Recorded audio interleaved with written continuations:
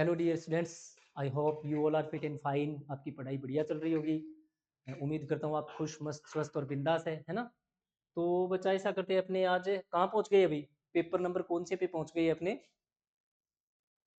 अपने paper number पहुँच गए अभी जो प्रीवियस ईयर 2024 के जो 36 पेपर है फर्स्ट शिफ्ट के, टीयर 1 के। तो उसकी 12 सितंबर 2024 का जो पेपर है ना फर्स्ट शिफ्ट का, आज अपन वहाँ पहुँच चुके हैं, है ना। तो बच्चा बनाते हैं सॉल्यूशन, और अपना पेन कॉपी भी लेके बैठिएगा, नोट्स बनाइएगा साथ ही साथ में। और एक चीज़ बोलना चाहूँगा भाई, मतलब इन जो सॉल्यूशन बनता है ना उसके बारे में आप अपने व्यूज जरूर शेयर करें हमसे। हमें व्यूज अपने सजेशंस जरूर बताएं कि चीज़ें कहाँ लैप्स हो रहा है, कहाँ बढ़िया, अगर अच्छा चल रहा है और या कुछ बेटरमेंट के लिए कुछ और अच्छा कर सकते हैं, तो आप अपने व्यूज जरूर शेयर करें, ठीक है ना। चलो भाई क्वेश्चन शुरू करते हैं अपने। क्वेश्चन अपने शुरू करते हैं नंबर 1 से। बच्चा फर्स्ट क्वेश्चन में दे रखा है, identify the most appropriate antonym of the given word. हमें एंटोनिम बताना है कौन से शब्द का? सिक्योर का। सिक्योर क्या होता है बेटा? सेफ होता है जो, है ना। फ्री फ्रॉम रिस्क, जिसको कोई जोखिम नहीं होता, फ्री फ्रॉम रिस्क को क्या बोलते हैं? सिक्योर। सिक्योर का उल्टा क्या हो जाएगा? एक तो है ट्रंडल, एक सेव, एक सक्सीड और एक अटैक। अटैक हो जाएगा बेटा, ठीक है ना। सिक्योर का मतलब सुरक्षित है, और अटैक का मतलब जिस पे हमला किया जाता है। ट्रंडल का मतलब होता है बेटा किसी भारी चीज का चलना या किसी भारी चीज को चलाना। तो क्या हो जाएगा? टू मेक, टू मूव, और to make move. To make something heavy, कोई भारी चीज है उसको मूव करवाना। टू मूव है तो अपने आप चल रही है, और मेक मूव है तो आप चला रहे हो किसको? कोई भारी चीज को, है ना। और वो भी चलती कैसे है? नॉइस करते हुए, नॉइसीली एंड स्लोली, शोर करते हुए चल रही है और धीरे धीरे चल रही है, ठीक है ना। ऐसी चीजों को क्या बोल सकते हैं? ऐसी चीजों को बोल सकते हैं बस बोल सकते हैं, ठीक है ना। केप बोल सकते हैं, ठीक है ना। ये बोला जा सकता है इनको। और इसके लिए आप बोल सकते हो, इसके लिए आप बोल सकते हो, चलने के लिए शब्द होते हैं ना, धीरे चलने के लिए, जैसे क्रीप हो गया, ठीक है ना। और ट्रज हो गया, एक ये बढ़िया शब्द है ट्रज। पैर घसीटते हुए धीरे धीरे चलते हैं ना, उसको ट्रज करना बोलते हैं। अच्छा, सेव बचाना होता है, ये सक्सीड का मतलब सफल हो जाना। तो हमारा आंसर क्या हो जाएगा बच्चा? अटैक वाला हो जाएगा, ठीक है। चलो बच्चा क्वेश्चन नंबर 2 देखते हैं भाई। इसको भी आइडेंटिफाई होना चाहिए था बच्चा, यहाँ पे आइडेंटिफाई। चलो क्वेश्चन नंबर 2 देखते हैं भाई। क्वेश्चन नंबर 2 में अपने को क्या दे रखा है? Select the most appropriate synonym of the given word anguish. Anguish का उल्टा क्या हो जाएगा? एक्विश का मतलब होता है किसी काम को होने देना, किसी काम को होने देना, एक तरह से एक्सीड कर देना उसको, उसको क्या कर देना? एक्सीड कर देना, सहमत हो जाना। थ्वार्ट का मतलब होता है बेटा बाधा डालना किसी काम में। थ्वार्ट का मतलब क्या होता है? हैम्पर करना, किसी काम को हैम्पर करना, ऑब्स्ट्रक्ट करना, ठीक है। हिंडर करना, किसी काम में रुकावट या बाधा डाल, हिंडर करना, ठीक है ना। इसका हो सकता है टू स्टॉप समथिंग हैपनिंग, कोई चीज हो रही है उसको होने से रोकना। किसी बंदे को रोकने को भी कह सकते हैं, to stop somebody from doing something. कोई आदमी कोई काम करना चाहता है, हम उसको रोक रहे हैं। सीज का मतलब क्या हो जाता है? सीज और डिसिस्ट दोनों का मतलब होता है किसी चीज का स्टॉप कर जाना, किसी चीज को स्टॉप कर जाना, एंड कर जाना, ठीक है। या किसी चीज से दूर रहना, रिफ्रेन करना, किसी चीज से परहेज करना, दूर रहना। और परहेज के लिए आपको पता है रिफ्रेन की तरह एब्सटेन भी हो सकता है। एब्सटेन का मतलब भी होता है किसी चीज से परहेज करना, दूर रहना, ठीक है। बेटा इसकी स्पेलिंग थोड़ी सी गलत है, ये सी नहीं होना चाहिए यहाँ पर। कनकर का मतलब होता है कोई दो घटनाएं एक साथ घटित होती है एक ही टाइम पे, उसको कनकर बोलते हैं। अगर इसका कनकर में कुछ भी जोड़े तो हमें पता है करना क्या पड़ेगा बेटा। अगर इसके इस आर है, आर और आर के पहले कोई वोवल दे रखा है, तो अगर इसमें ईडी वगैरह जोड़ना है तो हमें इस अंतिम कॉन्सोनेंट को डबल करना पड़ेगा, फिर ईडी जोड़ना पड़ेगा, ठीक है ना। जैसे एक अकर शब्द होता है ना, अकर घटित होना, किसी चीज का घटित होना। अगर हमें इसको अकरेंस बनाना है, जैसे इसमें हमें क्या जोड़ना है? ईएनसी, अकरेंस बनाना है, तो बच्चा इस आर को पहले डबल करना पड़ेगा। बेटा ये स्पेलिंग में बहुत बार पूछे जाते हैं, ये वाले शब्द बहुत बार स्पेलिंग में पूछे जाते हैं, तो ध्यान दीजिएगा इन शब्दों पे। तो बच्चा ये तो हमारा थ्वाट हो जाएगा। चलो देखते हैं बच्चा क्वेश्चन नंबर 3 क्या है। क्वेश्चन नंबर 3 में क्या पूछा है भाई? Select the option that can be used one word substitute, ठीक है ना। किन के लिए? अंडरलाइन पार्ट, जो अंडरलाइन किया हुआ पार्ट है बच्चा, उसके लिए वन वर्ड सब्स्टिट्यूशन बनाना है हमें। Never able to die, never कभी नहीं, और डाई मरना, जो कभी नहीं मरता है, वो क्या हो जाएगा बेटा? इमोर्टल। इमोर्टल। इटरनल मतलब इटरनल, शाश्वत, हमेशा चलने वाला, ठीक है ना। अच्छा उल्टा पूछ लेगा तो मोर्टल हो जाएगा। मोर्टल चीजें क्या होती है बेटा? जिनको एक दिन मरना ही है, जिसको एक दिन नष्ट होना है, नश्वर, ठीक है ना। इनविजिबल, जो दिखाई नहीं देता, ठीक है ना। That which can't be seen, that which can't be seen, जिसको देखा नहीं जा सकता। और इसमें से नोट को हटा दूं, कैन बी सीन है तो क्या बन जाएगा, विजिबल बन जाएगा, ठीक है ना। अच्छा, इनविंसिबल, जिसको जीता नहीं जा सकता, can not be conquered, can't be conquered, जिसको जीता नहीं जा सकता, या जिसको डिफीटेड, कांट बी डिफीटेड भी कह सकते हैं, जिसको हराया नहीं जा सकता, ये भी बोल सकते हो, तो इनविंसिबल हो जाएगा। और जिसको कांट की जगह नोट हटा दूं तो क्या हो जाएगा, विंसिबल बन जाएगा, जे, जिसको जीता जा सकता है। इम्परवियस, इम्परवियस, इम्परवियस किसको बोलते हैं बेटा, अनअफेक्टेड, जिस पर किसी चीज का कोई प्रभाव नहीं पड़ता, ठीक है ना। तो हमारा आंसर तो ये बन ही चुका है बेटा, नेवर एबल टू डाई, जो कभी मरता नहीं है, तो कौन हो जाएगा, वो हो जाएगा इमोर्टल, ये आंसर हो जाएगा हमारा, ठीक है। चलो बच्चा क्वेश्चन नंबर 4 देखते हैं भाई। क्वेश्चन नंबर 4 में क्या दे रखा है, 4 में दे रखा है जंबल्ड ऑर्डर, पहला जंबल है बेटा, हमें इसको सीक्वेंस में सही सेट करना है ना। तो इसने क्या दे रखा है भाई, जेन्युइन बिलीफ्स, और फिर इसने दे रखा है समथिंग ऑफ देम। इस देम का यूज किसके लिए हो रहा है, यानी कोई ना कोई प्लूरल नाउन जरूर दी हुई मिलेगी, कोई ना कोई प्लूरल नाउन जरूर दे रखी होगी, क्योंकि अगर प्लूरल नाउन नहीं है तो बेटा हम देम का यूज किसके लिए कर रहे हैं फिर। यहाँ पर है द इंपॉर्टेंस ऑफ एजुकेशन, और यहाँ पर है education is, as a rule का मतलब होता है इन कंक्लूजन, निष्कर्ष के रूप में, इन कंक्लूजन, ठीक है ना। अच्छा, तो यहाँ पर बात हो रही है, यहाँ पर बात हो रही है इंपॉर्टेंस ऑफ एजुकेशन की, और यहाँ पर बात हो रही है एजुकेशन इज, और यहाँ पर देख, अच्छा अब इन दोनों में देखो बात किसके बारे में हो रही है, एजुकेशन के बारे में, इधर भी किसके बारे में बात हो रही है, और इधर भी किसके बारे में बात हो रही है, एजुकेशन के बारे में बात हो रही है, ठीक है ना। अब इसमें सिंपल सेंटेंस, जब भी कभी पेरा जंबल बनाना पड़े तो आपको सिंपल जो सेंटेंस है ना, जो सिंपल बात लिखी है उसको पहले लेके जाना है, और जो कॉम्प्लेक्स बात है, जटिल बात है, उसको बाद में लिखना है। तो यहाँ पर देखो क्या लिखा है, एजुकेशन का इंपोर्टेंस बता रखा है, इससे क्या होता है, कैरेक्टर बनता है, इससे ओपिनियन बनती है, और इसका मतलब क्या चीज है, इसने इंपोर्टेंस ऑफ एजुकेशन कितना बता रखा है, बहुत ज्यादा है, और जिसके बारे में सभी जानते भी है, वेल रिकॉग्नाइज्ड, मतलब जिसको सभी जानते हैं, है ना। तो एक तो ये लिखा है, और यहां पर लिखा है एजुकेशन द स्ट्रोंगेस्ट फोर्स, सबसे बड़ी पावर है, सबसे बड़ी ताकत है जो हमारे वर्तमान में एग्जिस्ट कर रहा है उसके लिए भी, और फंडामेंटल चेंज जो आगे चेंज होने वाली है उसके लिए भी, है ना। तो बताओ दोनों में से सिंपल सेंटेंस कौन सा है, सबसे सिंपल सेंटेंस तो यही है कि इंपॉर्टेंस, शिक्षा का इंपॉर्टेंस बहुत ज्यादा है, किस चीज में, ओपिनियन बनाने में और कैरेक्टर बनाने में। तो नेचुरल सी बात है, सी है वो हमारा फर्स्ट सेंटेंस हो जाएगा। अच्छा, और इसका होता है इन कंक्लूजन, इन कंक्लूजन है तो पक्की सी बात है, ये तो बेटा सबसे लास्ट में जाएगा। मतलब यहाँ पर इस जो भी चारों सेंटेंस है ना, एज ए रूल का मतलब है इस सेंटेंस का क्या निकाल रहे हो आप, कंक्लूजन निकाल रहे हो, ठीक है ना। फिर इसके बाद में एक चीज और भी देख लो, यहाँ पर देम दे रखा है, और यहाँ पर बिलीफ दे रखा है, ये प्लूरल है, और यहाँ पर देखो चिल्ड्रन दे रखा है, ये भी प्लूरल है, चिल्ड्रन है, ये भी प्लूरल है। तो इन दोनों में से किसी एक के लिए, या तो बिलीफ्स के लिए और या फिर चिल्ड्रन के लिए किसका यूज कर रखा है, देम का यूज कर रखा है। तो नेचुरल सी बात है, ये नाउन वाला सेंटेंस पहले जाएगा और ये प्रोनाउन वाला सेंटेंस बाद में जाएगा, तो ए पहले जाएगा और बी बाद में जाएगा, सी ए बी, और लास्ट में क्या हो जाएगा आपका, डी। तो सी ए बी और डी, सी ए, सी वाले दो है, ये रहा सी ए बी डी, ये आंसर हो जाएगा आपका, यही आपका आंसर हो जाएगा, ठीक है।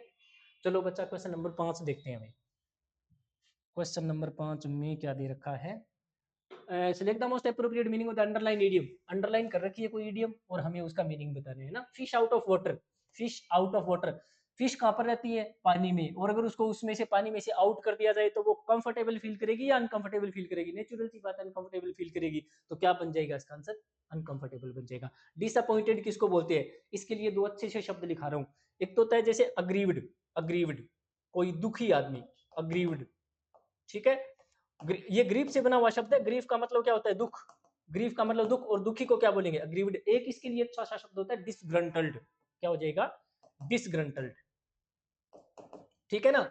सिंपल से शब्द है डिससेटिस्फाइड, डिसअपॉइंटेड वो मैं बताना नहीं चाहता, डिसअपॉइंटेड तो आ ही गया, डिससेटिस्फाइड भी कह सकते हो इसको। अच्छा, फ्रस्ट्रेटेड है तो कैसा होगा भाई, फ्रस्ट्रेटेड आदमी कैसा होता है, कुंठित, गुस्से में, ठीक है ना।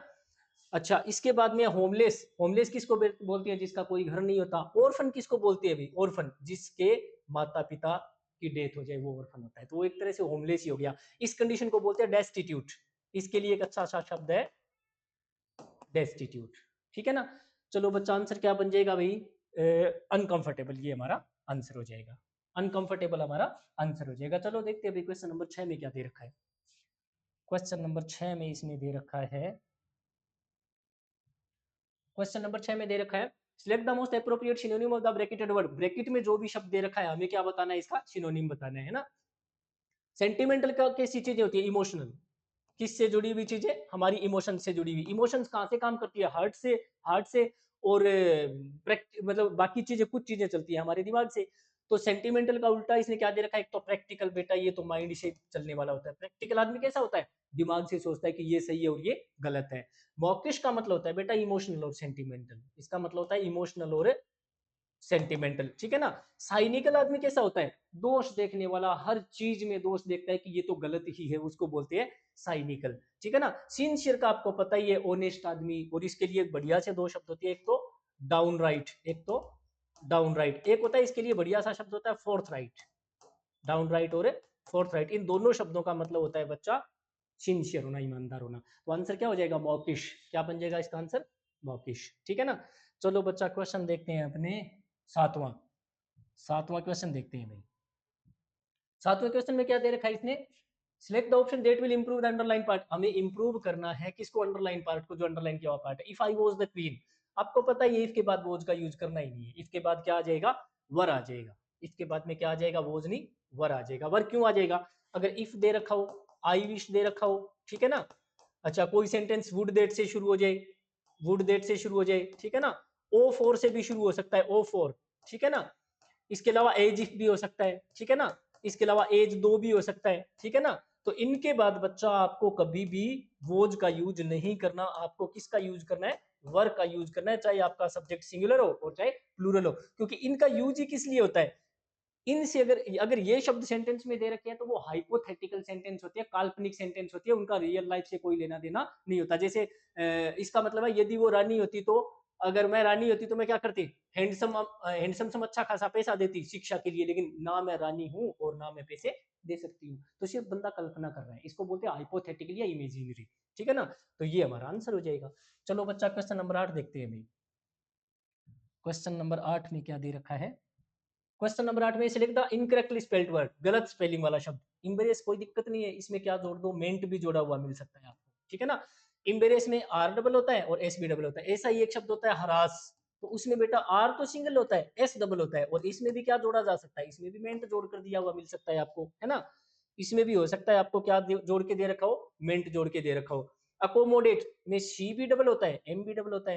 अच्छा एक्जिलरेट की स्पेलिंग गलत है बेटा, एक्जिलरेट में क्या होता है, यहाँ पे ई नहीं होता, ए होता है, एक्जिलरेट, एक्जिलरेट, एक्जिलरेट यहाँ पर ए होता है बच्चा। अक्रेंस, अभी इससे एक दो क्वेश्चन पहले ही हम बात कर चुके हैं, ये शब्द होता है अकर, ए ओ डबल सी यू, अकर। अगर इसमें एंस जोड़ना है, ई एन सी ई जोड़ना है बेटा, तो आर को डबल करना पड़ेगा, क्योंकि ये तो कॉन्सोनेंट है और इससे पहले एक वोवल दे रखा है, लास्ट में कॉन्सोनेंट और उससे पहले एक वोवल दे रखा है, तो अंतिम कॉन्सोनेंट को डबल करना पड़ेगा, और फिर इसमें ई एन सी जोड़ दो, अक्रेंस। ये भाई स्पेलिंग में बहुत बार पूछा जाता है, ठीक है ना, ध्यान देना इस पे। चलो बच्चा यही हमारा आंसर हो जाएगा। देखते हैं क्वेश्चन नंबर 9 में क्या दे रखा है।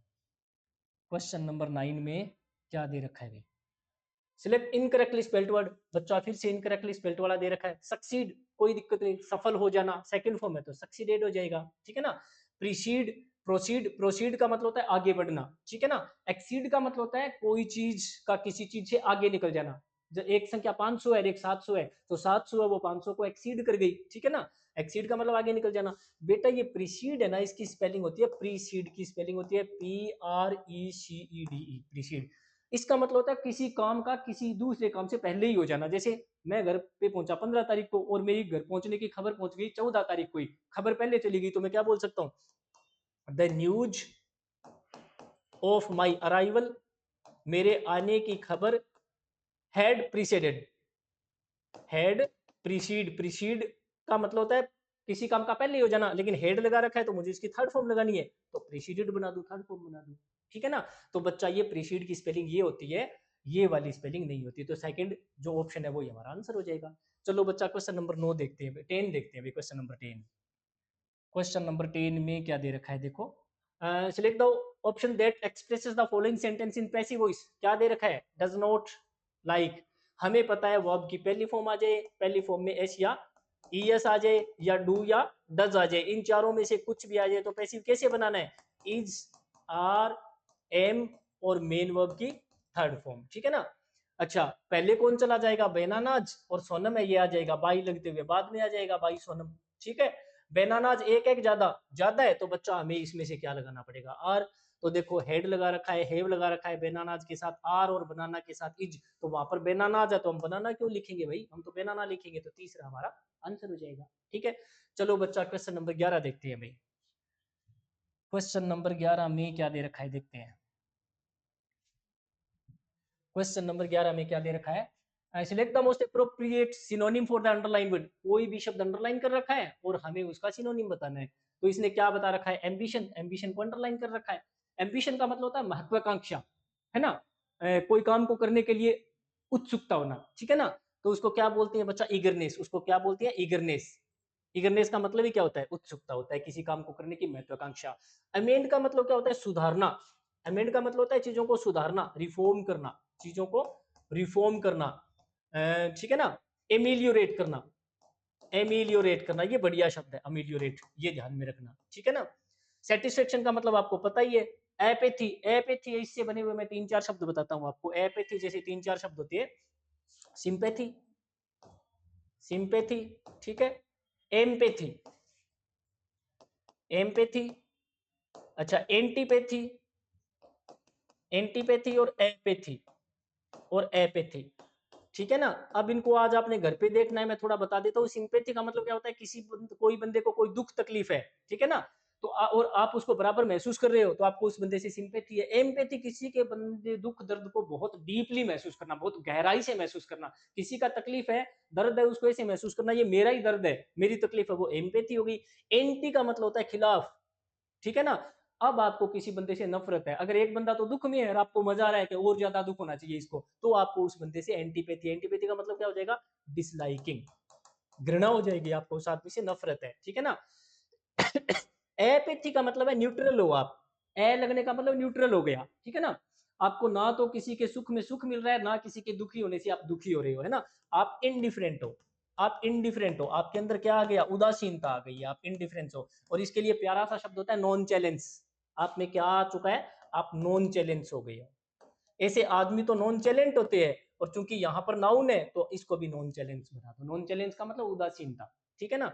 तो हमारा आंसर क्या हो जाएगा बेटा? इसमें ईगरनेस हो जाएगा। चलो भाई क्वेश्चन नंबर 12 देखते हैं। क्वेश्चन नंबर 12 क्या दे रखा है? क्वेश्चन नंबर 12 में इसने दे रखा है read the sentence carefully and select the most suitable idiom. हमें सूटेबल ईडियम उठाना है, ठीक है ना? तो रिनाउंड का मतलब क्या होता है? पॉपुलर या फेमस। इसको फेमस भी कह सकते हैं और इसको पॉपुलर भी कह सकते हैं। पब्लिशर ने डिसाइड किया विड्रॉ करने का book from the market. Market में वो किताब लॉन्च कर रहा है या मतलब वापस ले रहा है? विड्रॉ, जब आप बैंक में पैसे जमा करवाने जाते हो तो कौन सी स्लिप भरते हो? पे इन स्लिप। और अगर पैसे निकलवानी है तो कौन सी स्लिप होती है? कौन सा फॉर्म होता है? Withdrawal form. विड्रॉल, तो विड्रॉ का मतलब वापस लेना। बंदा मार्केट से किताब वापस उठा रहा है, तो नो वन वॉज इंटरेस्टेड, किसी भी बंदे को इंटरेस्ट नहीं है, क्योंकि the book in the book, किताब में इंटरेस्ट नहीं है, क्योंकि द आर्ग्यूमेंट्स प्रेजेंटेड, जो आर्ग्यूमेंट्स प्रेजेंट करे गए हैं किताब में वो कैसे हैं? वो टू द पॉइंट है या बकवास है? बकवास है। अगर वो टू द पॉइंट होते तो फिर तो किताब मार्केट में चल गई होती, है ना? तो अंडर द रोज का मतलब होता है प्राइवेटली, किसी काम को प्राइवेटली करना। इसके लिए आप कह सकते हो सब रोजा। एक शब्द होता है सब रोजा। कॉन्फिडेंशियली, कॉन्फिडेंशियली का मतलब होता है गुप्त रूप से। Confidentiality, TIALLY, confidentiality. सीक्रेटली, किसी काम को कैसे करना? सीक्रेटली करना, ठीक है? अच्छा, high and mighty. High and mighty का मतलब क्या हुआ भाई? कोई बंदा अपने आप को हाई भी समझे, माइटी शक्तिशाली भी समझे, तो कैसा है? सेल्फ इंपॉर्टेंट, मतलब उस बंदे को सेल्फ इंपॉर्टेंट समझ रहा है वो, उसको लग रहा है मैं ही सबसे ऊपर हूँ। सेल्फ सेंटर्ड आदमी है वो एक तरह से, ठीक है? अच्छा, डिसाइड द मार्क। मार्क का मतलब कोई चिन्ह। हमने डिसाइड कर रखा है कि हमें इसी टॉपिक पर बात करनी है, आज हम इसी टॉपिक पर बात करेंगे। लेकिन कोई बंदा इस टॉपिक से या तो इस साइड में बात कर रहा है या इस साइड में बात कर रहा है, तो वो टू द पॉइंट बात कर रहा है कि नहीं कर रहा? नहीं कर रहा। तो डिसाइड द मार्क का मतलब होता है इररेलीवेंट हो जाना, किसी चीज का क्या हो जाना? इररेलीवेंट हो जाना, अप्रासंगिक हो जाना, ठीक है ना? या फिर नॉट रेलिवेंट होना। नॉट रेलिवेंट, किसके रेलिवेंट नहीं है? To the main topic, to the main topic, main topic से रेलिवेंट नहीं होना। Main topic, to the main topic, ठीक है? आउट ऑफ द वुड्स, तो बेटा इसका उत्तर तो यही हो जाएगा, क्योंकि उसके जो आर्ग्यूमेंट्स है वो मेन टॉपिक के रेलिवेंट नहीं है, और ही कहीं आर्ग्यूमेंट कर रहा है, वो टॉपिक कुछ और है और उसके आर्ग्यूमेंट कहीं और ही जा रहे हैं, तो यही आंसर हो जाएगा इसका भाई, ये आंसर हो जाएगा। अच्छा, आउट ऑफ द वुड्स का मतलब, वुड्स का मतलब होता है जंगल। अगर आपको जंगल में छोड़ दिया जाए तो आप सुरक्षित हो, मुश्किल में हो, या मतलब सुरक्षित हो मुश्किल में हो, तो और आउट निकाल दिया जाए वहां से तो आपको खतरे से बाहर निकाल दिया, तो क्या हो जाएगा, to no longer, to no longer, no longer, या no longer to be in danger. Danger का मतलब खतरा, या फिर डिफिकल्टी भी कह सकते हो जिसको, मुश्किल भी कह सकते हो, डिफिकल्टी भी आप जिसको बिल्कुल बोल सकते हो। और बेटा आउट ऑफ की जगह इन दी वुड्स हो तो संकट में हो, इसका मतलब क्या हो जाएगा, टू बी इन डेंजर, खतरे में होना, टू बी इन डेंजर भी कह सकते हो, और बच्चा आप चाहो तो डिफिकल्टी भी कह सकते हो इसको, टू बी इन डिफिकल्टी भी बिल्कुल कह सकते हो आप, टू बी इन डिफिकल्टी। तो हमारा आंसर तो क्या हो जाएगा, बिसाइड द मार्क हो जाएगा। ठीक है, चलो बच्चा क्वेश्चन नंबर 13 देखते हैं भाई। क्वेश्चन नंबर 13 में क्या दे रखा है, क्वेश्चन नंबर 13 में दे रखा है Mrs Lakshmi's musical intelligence is superior than Mrs Suma's. अच्छा, यहाँ पर क्या दे रखा है, देन, और देन के पहले क्या दे रखा है, सुपीरियर। तो बच्चा जिस शब्द के लास्ट में आई यू आर आ जाए उसके बाद में देन नहीं लगाना बल्कि टू लगाना है। और ऐसे शब्द कितने होते हैं, ऐसे 7 शब्द होते हैं बच्चा, 7 शब्द होते हैं। प्रायर, एक शब्द तो है प्रायर, दूसरा है इनफीरियर मतलब घटिया क्वालिटी की चीज, एक है सुपीरियर यानी बहुत ही बढ़िया उम्दा क्वालिटी की चीज, एक चीज है एंटीरियर यानी कोई चीज, कोई घटना किसी घटना से पहले घटती है तो वो एंटीरियर है, एक कोई घटना किसी घटना के बाद में घटती है तो वो बेटा पोस्टीरियर होती है, एक होता है जूनियर, अगर कोई आदमी रैंक में और स्टेटस में कोई आदमी किसी के नीचे है तो जूनियर है, और उसे हायर रैंक का है तो सीनियर है। ठीक है ना, तो ये कितने शब्द हो गए, 7। इसके अलावा एक शब्द होता है प्रीफर, एक और शब्द होता है प्रीफर। प्रीफर है ना, वो प्रीफर एबल भी हो सकता है और प्रीफर्स भी हो सकता है, प्रीफर्ड भी हो सकता है। आपको इनके बाद में कभी भी देन का यूज नहीं करना, आपको टू लगाना है। एक नई चीज और बता रहा हूं, इनके पहले कभी भी वेरी का यूज नहीं करना, इनके पहले अगर वेरी दे रखा हो तो आप क्या लगा देना, मच लगा देना, क्योंकि ये शब्द कौन सी डिग्री की है, ये कंपेरेटिव डिग्री के शब्द है, और कंपेरेटिव डिग्री के साथ वेरी का यूज नहीं होता, मच का यूज होता है। ठीक है, तो बेटा आंसर हमारा क्या हो जाएगा, ये हो जाएगा, यहाँ पर टू आना चाहिए था। चलो अभी क्वेश्चन नंबर 14 देखते हैं, क्वेश्चन नंबर 14 में क्या दे रखा है। क्वेश्चन नंबर 14 में है select the most appropriate meaning of the underline word, underline किए हुए शब्द का मीनिंग बताना है। एथिस्ट, एथिस्ट वर्ड है, ये बना हुआ किससे, थियो से। थियो का मतलब होता है बेटा रिलीजन, ठीक है ना, और रिलीजन का संबंध किससे होता है, गॉड से, ईश्वर से। ठीक है, तो जो ईश्वर को मानता है वो आदमी होता है थीस्ट, आईएसटी का मतलब मानने वाला, किसी चीज को करने वाला। ठीक है ना, और अगर मैं इसको बोल दूं कि वो ईश्वर को नहीं मानता है तो बेटा ए लगा दूं साथ में, एथिस्ट हो जाएगा। तो आंसर कौन सा बन जाएगा इसमें, जब एथिस्ट लगा रखा है तो गॉड तो दो में ही दे रखा है, इसमें भी गॉड है इसमें भी गॉड है ना, तो इसमें तो देखो बेटा डज नॉट आ गया, डज नॉट बिलीव जो विश्वास नहीं करता है, और इसमें बिलीव है, तो बच्चा हमें कौन सा चाहिए, जो नहीं मानता, जो नहीं मानता है, तो फिर हमारा आंसर ये हो जाएगा। ठीक है ना। अच्छा, एक चीज और मैं आपको बताऊंगा, इससे थियो से बने हुए कुछ एक शब्द बताना चाहूंगा, जो आप थियो का मतलब धर्म होता है, आज आपको घर पे जाके देखने हैं, इन शब्दों के अर्थ देखने हैं। ठीक है ना, तो जैसे थियोलॉजी, थियोलॉजी, लॉजी की जगह अगर थियोलॉजिस्ट है तो क्या बन जाएगा, थियोक्रेसी, थियोक्रेसी, थियोक्रेट, क्रेसी की जगह क्या हो, क्रेट हो, थियोक्रेट हो। ठीक है ना, मोनोथीज्म, मोनोथीज्म, मोनो का मतलब एक और थीज्म का मतलब धर्म, और एक ही धर्म को फॉलो करने वाला है तो कौन बन जाएगा, मोनोथीस्ट हो जाएगा। पेनथीज्म, पेनथीज्म, ठीक है ना, और पेनथीज्म को फॉलो करने वाला कौन हो जाएगा, पेनथिस्ट हो जाएगा। तो आज आपको बच्चा ये 500-6 वर्ड घर पे जाके देखने हैं, बिल्कुल इनको लिखना है, क्योंकि पेपर में बहुत बार ये वर्ड रिपीट होते हैं। ठीक है ना। अच्छा, इसके बाद में देखो, नेचर में विश्वास करने वाला हो, one who believes in nature, तो क्या हो जाएगा, नेचरलिस्ट हो जाएगा, नेचुरलिस्ट हो जाएगा। ठीक है ना। इकोलॉजिस्ट, इसको क्या बोल सकते हैं, इकोलॉजिस्ट, इसको बोल सकते हैं अपने ग्रीनी आदमी, क्योंकि प्रकृति है तो कैसी है, हरी भरी, और जो प्रकृति को हमेशा हरी भरी रखना चाहता है वो आदमी कौन होता है, ग्रीनी। ऐसे आदमी को एनवायरमेंटलिस्ट भी बोल सकते हैं, पर्यावरणवादी। और ऐसे आदमी को अपन, एक शब्द और होता है मेरे दिमाग में से बाहर हो रहा है अभी, बढ़िया सा शब्द है इसके लिए, एक शब्द होता है कंजर्वेशनिस्ट, हाँ, कंजर्वेशन, कंजर्वेशन, कंजर्वेशन का मतलब होता है बंदा सुरक्षित करना चाहता है प्रकृति को, तो ऐसा करने वाला कौन हो जाएगा, कंजर्वेशनिस्ट हो जाएगा। एनवायरमेंटलिस्ट में आपको बता ही चुका हूं पहले। ठीक है ना। अच्छा, एक्सट्रीमिस्ट, एक्सट्रीम पर जाने वाला आदमी, मतलब या तो ये होगा या ये होगा, मतलब उग्रवादी सोच वाला आदमी। ऐसा आदमी होता है बेटा रेडिकल। ऐसे आदमी को क्या बोलते हैं? रेडिकल। रेडिकल आदमी। फेनेटिक आदमी, फेनेटिक, ऐसे आदमी को बोल सकते हैं अपने फेनेटिक। ऐसे आदमी को बच्चा अपन बोल सकते हैं रैबिड, रैबिड। ऐसे आदमी को बच्चा बोल सकते हैं जेलट, जीलट भी बोलते हैं इसको, जीलट भी बोल सकते हैं, ठीक है ना। तो ये अपना आंसर हो जाएगा बच्चा, one who does not believe in the existence of God, ठीक है ना। चलो बच्चा क्वेश्चन नंबर 15 देखते हैं अभी। क्वेश्चन नंबर 15 में बच्चा अपने को क्या दे रखा है? Appropriate in antonym of the given word, है ना। रिसीव, बच्चा जब रिसीव करते हैं तो चीजें हमें मिलती है, हमारे पास आती है चीजें, या दूर जाती है? जब रिसीव करते हैं तो चीजें हमारे पास चल के आती है, तो इसका मतलब होता है गेट करना चीजों को, ऑब्टेन करना चीजों को, चीजें हमारे पास आ रही है, ठीक है ना। अब हमें बताना है जब चीजें जा रही है तो रिवार्ड, रिवार्ड मतलब होता है जब हमने कोई काम किया उसके बदले में जो हमें चीज मिल रही है, रेम्यूनरेशन जो मिल रहा है, रेम्यूनरेशन जो मिल रहा है वो रिवॉर्ड होता है बेटा। और बंदे ने काम कुछ नहीं किया, मतलब उसने उसकी मेहनत के बदले नहीं, बल्कि उसको सम्मानित करने के लिए, उसका मान सम्मान बढ़ाने के लिए कोई चीज दिया जाता है, वो अवार्ड होता है। वो क्या होता है? अवार्ड होता है, ठीक है ना। अच्छा, एडमिट का दो अर्थ है, स्वीकार कर लेना या कहीं भर्ती करवा देना। आप स्कूल में एडमिशन लेते हो या किसी हॉस्पिटल में होते हो तो उसको क्या बोलते हैं? एडमिट। अच्छा, एग्जाइल का मतलब होता है बेटा चीजों का चले जाना। जैसे श्री राम जी भगवान 14 साल के लिए वनवास पे गए थे तो वो एग्जाइल कर गए थे। एग्जाइल का मतलब होता है वनवास। वनवास का मतलब आना या चले जाना?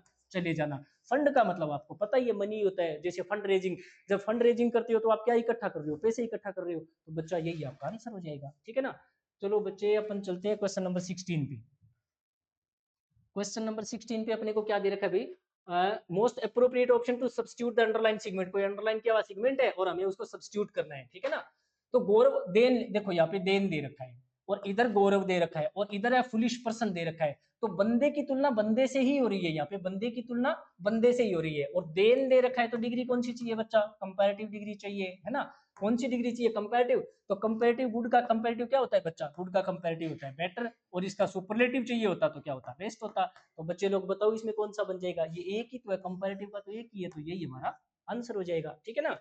यहाँ पर हम दो बंदों की तुलना करें, गौरव और फुलिश पर्सन, दो नाउन है, दो डिफरेंट नाउन या प्रोनाउन है। अब मैं एक नया सेंटेंस बताना चाहूंगा आपको यहाँ पे। बंदा या नाउन तो एक है और उसके दो गुणों में तुलना हो रही है। जैसे जैसे रिहाना इज, जैसे बेटर या नॉट बेटर लिख देता हूं, not is not, Rihanna, Rihanna is not better than beautiful, than beautiful. अब बच्चा देन लिखा हुआ आ गया तो पक्की सी बात है तुलना हो रही है, लेकिन तुलना किस में हो रही है? रिहाना लड़की तो एक ही है, उसके दो गुणों में तुलना हो रही है। एक तो वो गुड अच्छी है बंदी, एक तो बंदी वो अच्छी है, और ऊपर से दूसरा वो ब्यूटीफुल है। इसके दो गुणों में तुलना हो रही है। तो बच्चा जब दो गुणों में तुलना हो रही हो ना, तो कंपैरेटिव डिग्री का यूज नहीं करना, कंपैरेटिव का यूज नहीं करना, मोर प्लस पॉजिटिव डिग्री। तो मोर लगा दो और साथ में बेटर का जन्म किससे हुआ है? गुड से, गुड लगा दो, ठीक है। चलो आपके लिए एक सवाल लिख के छोड़ रहा हूँ, आप खुद करके देखना। जैसे he is visor then honest. बच्चा ये सवाल आप खुद हल करके देखना, ठीक है ना। ये सवाल आप हल करके देखना। जैसे मान लिया ये लिखा हुआ आ जाए, एरर में ऐसे लिखा आ जाए, तो आपका आंसर क्या होना चाहिए, ठीक है ना। चलो बच्चा आपने ऐसा करते हैं, अभी क्वेश्चन नंबर 16 17 देखते हैं क्या दे रखा है। क्वेश्चन नंबर 17 में क्या दे रखा है? 17 में दे रखा है select the option that expresses the given sentence in passive voice. हमें इसका पैसिव बनाना है। तो बच्चा इसने क्या दे रखा है? हेज के साथ वर्ब की थर्ड फॉर्म। अगर हेज आ जाए, हेव आ जाए और या हेड आ जाए और आगे मेन वर्ब की थर्ड फॉर्म तो इनके साथ मिलती मिलती है, तो आप पैसिव बनाने के लिए इन तीनों के आगे क्या लगा दो बच्चा? बीन लगा दो, ठीक है ना। तो पहले कौन आ जाएगा? माई सीक्रेट आ जाएगा। समवन है वो बाद में चला जाएगा। अब बताओ सीक्रेट एक है कि एक से ज्यादा है? एक से ज्यादा है, तो हमें हेज का हेज ही रखना है, हेव नहीं लगाना। तो जिसमें हेज दे रखा हो और बीन दे रखा हो, हेज तो दे रखा है लेकिन बीन नहीं दे रखा, या तो हेज है ही नहीं या विल दे रखा है। ये देखो हेज भी है, साथ में बीन भी है और साथ में थर्ड फॉर्म भी है। बच्चा यही हमारा आंसर हो जाएगा, ठीक है ना। चलो बच्चा क्वेश्चन नंबर 18 देखते हैं अभी अपने। क्वेश्चन नंबर 18 में क्या दे रखा चेक करते हैं। Select the option that can be used as one word substitute. बच्चा हमें वन वर्ड सब्स्टिट्यूट बताना है फॉर द गिवन वर्ड्स। हमें जो शब्दों का समूह दे रखा है उसके लिए। That which can not B conquer. Conquer का मतलब होता है बेटा जीतना, कॉन्कर का मतलब जीतना। और कैन नॉट है तो जिसको नहीं जीता जा सकता, और कैन है तो जिसको जीता जा सकता है ना। तो इनएफेबल, इनएफेबल का मतलब होता है बेटा जिसका वर्णन नहीं किया जा सकता, यानी कोई चीज इतनी इमोशनल या इतनी पावरफुल है कि हम उसके बारे में कुछ बोल, अब क्या ही बोलूं। अगर आपको किसी चीज के बारे में ये बोलना पड़ जाए अब यार क्या ही बोलूं, तो वो चीज इनएफेबल है। उसको बोल सकते हैं इनएक्सप्रेसिबल, जिसको एक्सप्रेस ही नहीं किया जा सकता, इनएक्सप्रेसिबल, ठीक है ना। अच्छा, इसको बोल सकते हैं, एक और शब्द होता है इसके लिए, बढ़िया सा शब्द होता है इनएक्सप्लिकेबल। इनएक्सप्लिकेबल भी, इनडिस्क्राइबेबल भी कह सकते हो, इनडिस्क्राइबेबल, जिसका वर्णन ही नहीं किया जा सकता, ठीक है ना। बियॉन्ड डिस्क्रिप्शन, यानी जिसका डिस्क्रिप्शन नहीं किया जा सकता, तो उसको बोल सकते हैं बियॉन्ड डिस्क्रिप्शन, शब्दों से वर्णन से परे हो जाए जो चीज। और डिस्क्रिप्शन की जगह आप चाहो तो यहाँ क्या लगा सकते हो, वर्ड्स भी लगा सकते हो, बियॉन्ड वर्ड्स, यानी शब्दों से ही बाहर हो गई, शब्दों में लिखा ही नहीं जा सकता जिसको। इनविजिबल अपन बात कर चुके हैं, जो जिसको देखा नहीं जा सकता। विजिबल, इनविजिबल का मतलब, विजिबल शब्द किससे बना है, विजन से। विजन का मतलब होता है दृश्य, विजन का मतलब दृश्य है, तो इससे क्या बन गया, विजिबिलिटी। जब धुंध आती है तो क्या कम हो जाती है, विजिबिलिटी कम हो जाती है, ठीक है ना। तो जिसको देखा नहीं जा सकता वो इनविजिबल हो जाएगा, और जिसको देखा जा सकता है वो विजिबल हो जाएगा, इन यहाँ से हट जाएगा, ठीक है ना। अच्छा, इनडेलिबल, इनडेलिबल का मतलब होता है अमिट, जिसको मिटाया नहीं जा सकता, ठीक है ना। मतलब कोई ऐसा चिन्ह लग जाए, ऐसा मार्क लग जाए जिसको मिटाया ही नहीं जा सकता, तो क्या हो जाएगा, that which can not be removed. That which, वह चीज जिसको कैन नॉट बी रिमूव्ड, जिसको मिटाया ही नहीं जा सकता, कैन नॉट बी रिमूव्ड, जिसको मिटाया नहीं जा सकता। यहाँ पर दैट विच की जगह आप ये भी लिख सकते हो, ए मार्क, एक चिन्ह, एक ऐसा चिन्ह जिसको मिटाया नहीं जा सकता, तो बेटा क्या हो जाएगा, इनडेलिबल हो जाएगा। तो हमारा आंसर क्या हो जाएगा, जिसको जीता नहीं जा सकता, तो इनविंसिबल, अजय, जिसको जीता नहीं जा सकता। चलो बच्चा क्वेश्चन नंबर 19 देखते हैं। क्वेश्चन नंबर 19 में क्या दे रखा है बच्चा, इसने दे रखा है select the option that can that correct the error in the given sentence. कोई सेंटेंस में एरर दे रखी है और हमें उसको करेक्ट करना है। He ran quick to catch the bus. Ran शब्द क्या चीज है बच्चा, वर्ब, और वर्ब के बाद में किसका यूज होता है, एडवर्ब का यूज होता है। रेन के बाद में किसका यूज करना है, एडवर्ब का। तो क्विक का एडवर्ब क्या बन जाएगा, क्विकली बन जाएगा, क्विकली बन जाएगा, ठीक है ना।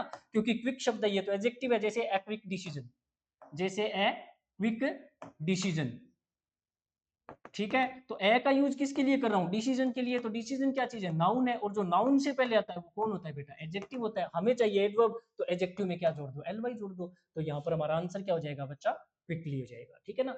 चलो देखते हैं क्वेश्चन नंबर 20 देखते हैं बच्चा। क्वेश्चन नंबर 20 में क्या दे रखा है, select the option that can be used as one word substitution, ठीक है ना, for the given group of word. शब्दों का समूह दे रखा है और हमें एक ही शब्द से काम चलाना है। एक आइडिया या बिलीफ, बिलीफ का मतलब होता है मत या आपका सिद्धांत, आपका सिद्धांत जो कैसा है, फॉल्स, झूठा, गलत, तो उसको बोलते हैं फॉल्सी। उसको क्या बोलते हैं, फॉल्सी। आपने दिमाग में कोई धारणा बैठा रखी है लेकिन वो गलत है, वो सही नहीं है, तो उसको फॉल्सी, क्योंकि वो फॉल कर रही है, गिर रही है। वो गिरने का मतलब सही है कि गलत है, फॉल कर रही है वो तो गलत है, ठीक है ना। एंट्रोपी, एंट्रोपी को आप ऐसे याद रख लो, एन का मतलब होता है में। अगर किसी शब्द में इन लिखा हो, किसी शब्द में इम लिखा हो, किसी शब्द में एन लिखा हो और किसी शब्द में एम लिखा हो, तो इसका मतलब होगा अंदर या में, ठीक है। ट्रॉफी से याद रख लो, ट्रॉफी, ट्रॉफी कब दी जाती है, जब वहां पर कोई टूर्नामेंट होता है। तो मान लिया कोई देश है जिसमें ट्रॉफी करवाई नहीं जा सकती, कारण वहां अराजकता फैल चुकी है, वहां पर लॉ एंड ऑर्डर खत्म हो चुका है। तो एंट्रोपी का मतलब क्या हो जाएगा, एंट्रोपी का मतलब हो जाएगा ए कंप्लीट लेक, पूरी तरह से कमी आ जाए, लैक आ जाए, कमी किस चीज की, ऑर्डर की। ऑर्डर का मतलब आपको पता ही है, व्यवस्था, लॉ एंड ऑर्डर है तो व्यवस्था। तो उस जगह पर क्या हो गया, केओस हो गया, वहां पर क्या फैल गया, केओस हो गया। वहां पर कैसी कंडीशन हो गई, रायोट्स की, दंगों की, ठीक है ना। वहां पर क्या फैल गई, अनार्की फैल गई, वहां पर एक तरह से क्या हो गई, अनार्की हो गई वहां पे, ठीक है ना।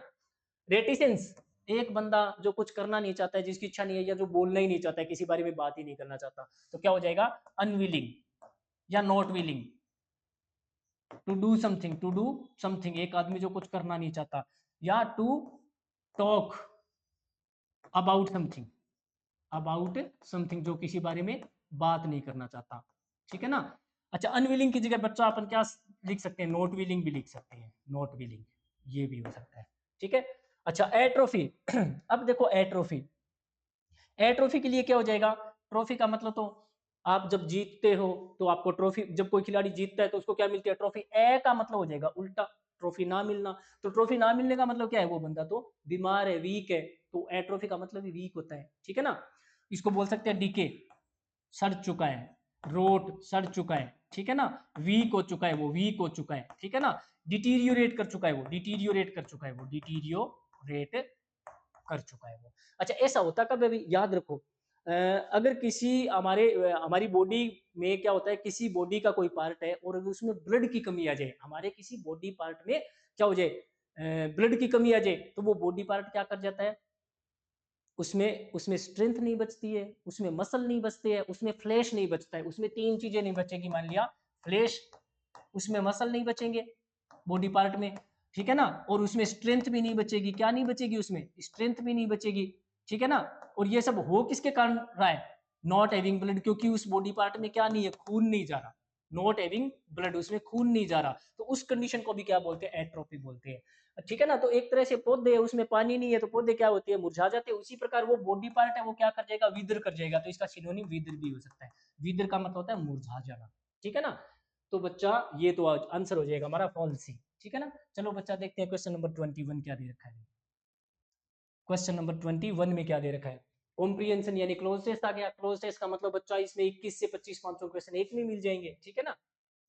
तो the beginning of the story, the beginning of the story की बिगिनिंग कैसी है भाई, इज कैसी है, प्रोन है, डिलेक्टेबल है, क्वेंट है या हैबिचुअल है, इन इट्स प्रेजेंटेशन, प्रेजेंटेशन में, बट परंतु द स्टाइल इज, अब बट दे रखा है, जब बट दे रखा है तो आगे उल्टा लिखा होगा, जो इधर जो भी बात लिखी है ना इसका उल्टा दिया हुआ मिलेगा, क्योंकि हमें पता है बट के पहले और बाद वाले सेंटेंस एक दूसरे के कंट्रेरी होते हैं, ठीक है ना, कंट्रास्ट में होते हैं या पैराडॉक्सिकल होते हैं, है ना।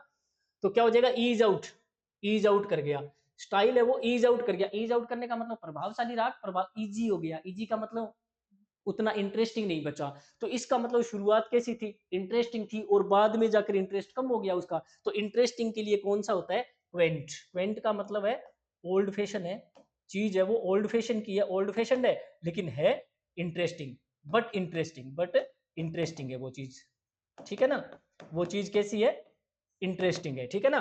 तो क्वेंट का मतलब ये, प्रोन का मतलब चीजें कैसी थी, कमजोर चीजें, कमजोर चीजें, ठीक है ना, जिनके जिनके संकट में पड़ने की संभावना होती है, likely to suffer, likely to suffer, लगता है कि इनको कोई ना कोई संकट आने वाला है इन पर, तो उसको बोल सकते हैं वल्नरेबल, उसको अपन बोल सकते हैं वल्नरेबल, क्या बोल सकते हैं, वल्नरेबल बोल सकते हैं, पेनेट्रेबल, पेनेट्रेबल, पेनेट्रेबल, ठीक है ना, इंक्लाइंड, इंक्लाइंड, इन सभी का मतलब क्या होता है बच्चा, संभावना, प्रोन, हाँ प्रोन तो खैर दे ही रखा है उधर। अच्छा डिलेक्टेबल चीजें कैसी होती है भाई, डिलेक्टेबल, डिलीशियस, स्वादिष्ट, कैसी चीजें, डिलीशियस, ठीक है ना। और हैबिचुअल आपको पता ही है किसी चीज का अभ्यस्त हो जाना, तो बताओ वो कहानी शुरुआत में कैसी है, स्टोरी कैसी है, शुरुआत में क्वेंट है, वो क्वेंट है, शुरुआत में तो बढ़िया लग रही है, लेकिन बाद में वो क्या कर गई, ईज आउट कर गई, ईज आउट कर गई। चलो भाई अगला क्वेश्चन देखते हैं क्या दे रखा है, अगले क्वेश्चन में क्या दे रखा है। अच्छा अब देखो बिगिनिंग तो कैसा हुआ, क्वेंट है, बहुत ही अच्छा है, इंटरेस्टिंग है, कहानी है तो ओल्ड फैशन पुरानी है लेकिन मजेदार है, परंतु बाद में क्या करी, वो ईज आउट कर गई और हॉन्टिंग, मतलब खराब लग रही है, सिंप्लिसिटी क्योंकि बहुत ज्यादा सिंपल हो गई है। तो अब मुझे बताओ जो ये काम हुआ है, जो पहले अच्छी थी और बाद में बुरी हुई है, शुरुआत में अच्छी है और बाद में बुरी हुई है, तो ये हार्डली हुई है, ग्रेजुअली हुई है, रिसेंटली हुई है, इनिशियली हुई है, इनिशियली तो हो नहीं सकता क्योंकि इनिशियली का तो मतलब तो बिगिनिंग होता है ना, इनिशियल का मतलब तो बिगिनिंग होता है, हार्डली का मतलब होता है नए के बराबर, नए के बराबर, मान लो कुछ है ही नहीं, ग्रेजुअली का मतलब धीरे धीरे, और रिसेंटली का मतलब हाल ही में। तो कहानी होती है, कोई मूवी है, कोई कहानी है, वो 2-3 घंटे की है, तो ये है कि अभी एक पेज में तो इंटरेस्टिंग है, अगले में इंटरेस्ट खत्म हो गया, नहीं, धीरे धीरे जैसे जैसे पेज पलटेंगे, जैसे जैसे मूवी में टाइम चलेगा, तो ग्रेजुअली धीरे धीरे धीरे धीरे वो कहानी बोरिंग होती गई, ठीक है ना। चलो बच्चा अगला क्वेश्चन देखते हैं क्या दे रखा है, अगले क्वेश्चन में क्या दे रखा है, वो कहानी क्या करती गई, ईज आउट कर गई, यहाँ पर क्या आ जाएगा फिर हमारा, यहाँ पर आ जाएगा gradually, the author brings out the human elements, लेखक क्या लेके आया, ब्रिंग आउट, सामने लेके आया human elements in this story, इस कहानी में उसने ह्यूमन एलिमेंट्स को पेश किया। ह्यूमन एलिमेंट्स कौन से होते हैं भाई, आदमी के अंदर कौन से गुण होते हैं, दया, प्रेम, करुणा, स्नेह, त्याग, ये सारे क्या ह्यूमन एलिमेंट्स है ना।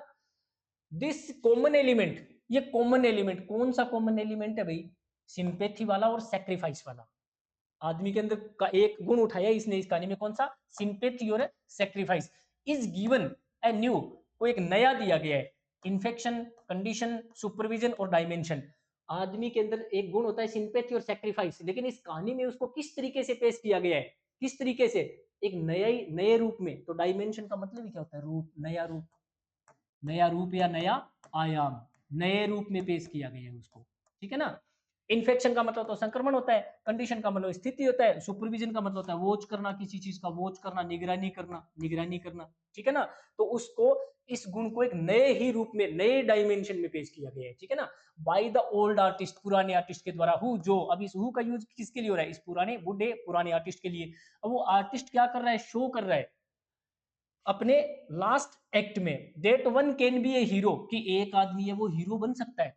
जो आर्टिस्ट है ना, वो क्या कर रहा है इस कहानी में, क्या शो कर रहा है कि एक आदमी क्या कर सकता है, वन कैन बी हीरो, एक बंदा हीरो बन सकता है। वन का मतलब दुनिया का कोई भी आदमी है वो हीरो बन सकता है, फॉर वन डे, एक दिन के लिए। वन डे मतलब एक दिन के लिए तो हीरो बन ही सकता है आदमी। इफ ओनली, यदि, लेकिन शर्त क्या है, इफ ओनली के बाद में शर्त दे रखी है, शर्त, क्योंकि इफ ओनली के बाद में, इफ के बाद में शर्त आती है। बंदा हीरो तो बन सकता है, लेकिन शर्त क्या है, वो आदमी, वन का मतलब किसके लिए हो रहा है यूज, इसी वन के लिए। जो हीरो बन रहा है वही आदमी क्या करे, केयर करे। कितनी केयर करनी पड़ेगी, केयर करने का मतलब है यहाँ पर एफर्ट करे।